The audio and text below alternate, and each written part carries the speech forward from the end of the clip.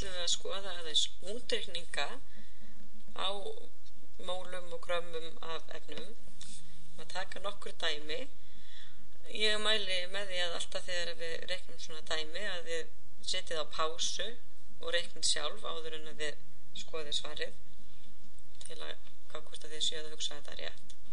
Við ætlum að skoða nokkur dæmi hérna sem nota öll vatn. Við fundum mólmassa vatns í síðasta vídeói, en til uppröfunar þá er þetta bara spurning um að fara í lotukerfið.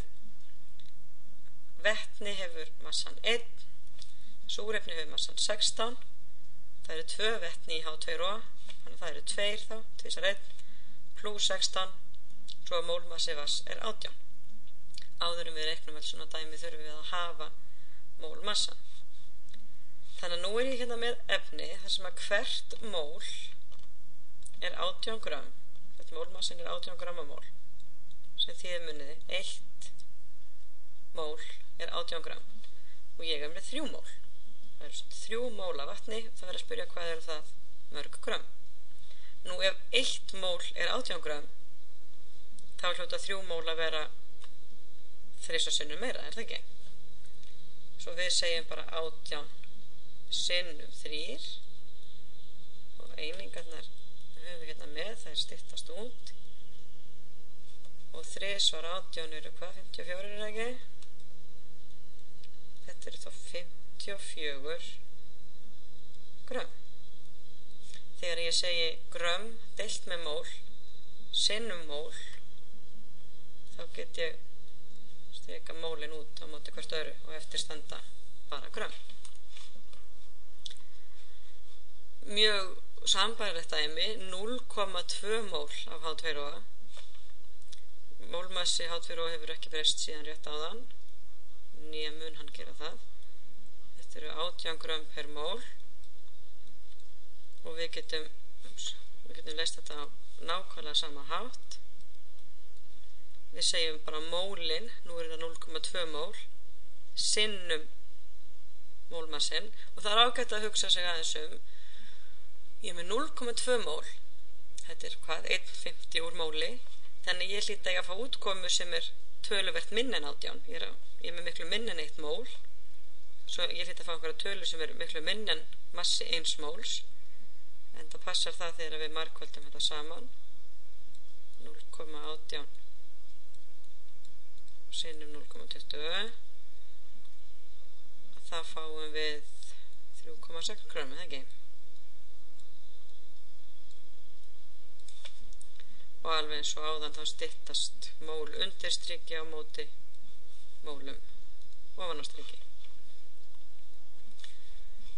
Flestum finnst þetta sæmilega lógist. Við áttum okkur á því að mólmassin segir okkur hvað 1 mól er mörg grömm. Ef ég er með eitthvað ákveðið mörg mól, þá hlýt ég bara eiga margfalda það með massa 1 móls. Fólki finnst stundum ekki alveg eins augljóst þegar ég snýði þessu við. Nú er ég með grömmin gefin, 100 grömm af H2O og ég vil finna hvað það eru mörg mól. Og hugsum bara pínulítið lógist, ef að 1 mól er 18 grömm, ég meira sem veit að frá því áðan að 3 mól eru 54 grömm, þannig að 6 mól hljóta að vera svona rúmlega 100 grömm, er það ekki? 6 sinnum 18 myndi vera 108. Þannig ég hlýt að fá hérna á tölu sem er svona eitthvað aðeins minn en 6, kannski milli 5 og 6. Ég er ekki að fara að segja 100 sinnum 18 og fá einhverja risastóra tölu út. Og það sem við gerum einfaldlega, við erum með 100 grömm af einhverju, þar sem hvert mól er 18 grömm, er að við deilum. Við segjum 100 grömm deilt með 18 grömm per mól. Þetta er sem sagt leiðin sem að gefur okkur lógiska svarið. Þetta er það bil 5,6 og hér kemur út mól.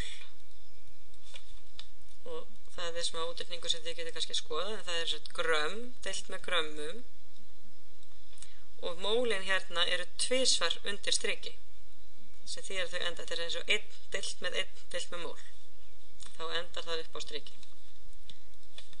Þannig einingarnar ganga alveg upp hér líka. En svona þetta sem sagt alltaf. Ef að við ætlum að finna grömmin þegar við vitum mólin, þá hreinlega margföldum við með mólmassanum. Ef við ætlum að finna mólin þegar við vitum grömmin, þá séum við grömmin deilt með mólmassanum úr lotukerfinu. Og það jafna fyrir þetta, við skulum slá henni upp hérna fyrir neðan. Þetta jafna yfir mólmassa. Og hún segir M2-vaf, þar sem það stendur fyrir mólmassi, þetta stytting á molecular weight úr ensku, jafnt á M, sem við þekkjum alltaf sem táknið fyrir massa, deilt með N. Það þýðir fjöldi móla. N-ið stendur það í rauninu fyrir number. M2-vaf táknar mólmassan.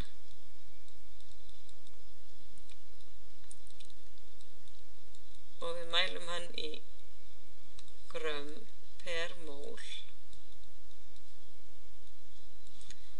M-ið táknar eins og venjulega massan og í þessu hann mældur í grömmum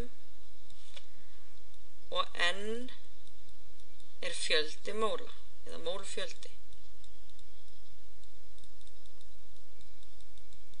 Og við segjum í rauninni að einingin á því sé bara hreinlega mól.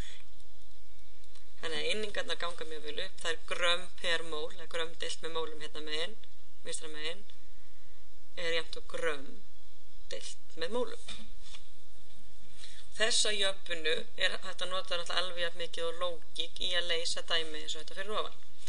Skulum bara kannski stinga hérna inn einu dæmi til gaman. Segjum bara hérna hvað eru 10 grömm af matarsalti sem natriumklórið NaCl. Hvað eru þetta mörg mól? Þetta sýnir ykkur hvernig við myndum vinna þetta út úr jöfnunni. Og mólmassinn fyrir matarsalt, ef við förum í lotukerfið og gerir það endilega sjálf, 58,44 ef maður með lotukerfi sem gefur 2 aukastafi. 10 grömm hérna massinn og ennið okkar mólin eru óþekkt. Og hér höfum við jöfnuna, við setjum mólmassan. Þessu stendur M2-vaf, massan upp á strik. Við höfum að finna það sem eru undir striki. Við erum setjum 58,44 grömm á mól. Það eru 10 grömm deilt með N. Það er mjög mikilvægt náttúrulega að reikna hér rétt, ekki gera þau mistök að hugsa að þið getur bara deilt hérna með 10 og þá sé svari komið, vegna þess að N-ið er undir striki.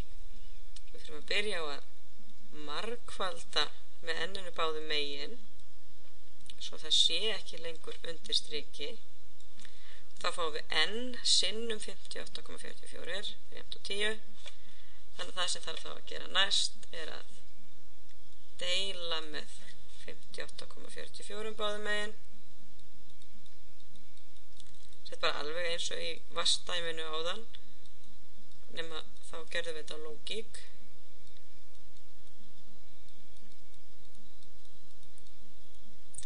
Og ef við svona hreinskrifum þetta upp, þá sjáum við sem sagt að N er jafnt og 10 grömm deilt með 58,44 grömm á mól. Og út úr þessu kemur 0, eitthvað.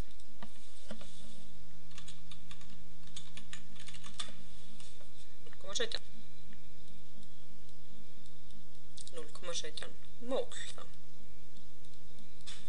Grömmin setjast út eftir standa mól.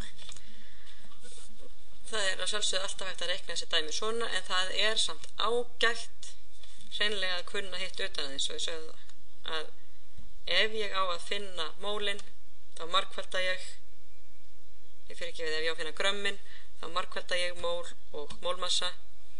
Ef ég á að finna mólin, þá deil ég, þá segjum við grömmin deilt með mólmassanum. Við notum þetta svo rosalega mikið að það kostur að geta verið fljótur að reikna þetta út. Og þetta alltaf lógist. Hér ég með töluvert minna heldur mólmassan. 10 grömm miklu minna en 58 grömm, svo ég augljóslega með miklu minna en 1 mól. Þannig ef ég fæ út einhverja tölu sem ekki 0, eitthvað, þá hlýt ég hafa gert eitthvað vitlaust, eins og ég snýð þessu til dæmis við. Þannig alltaf gott að fara yfir svörin sín.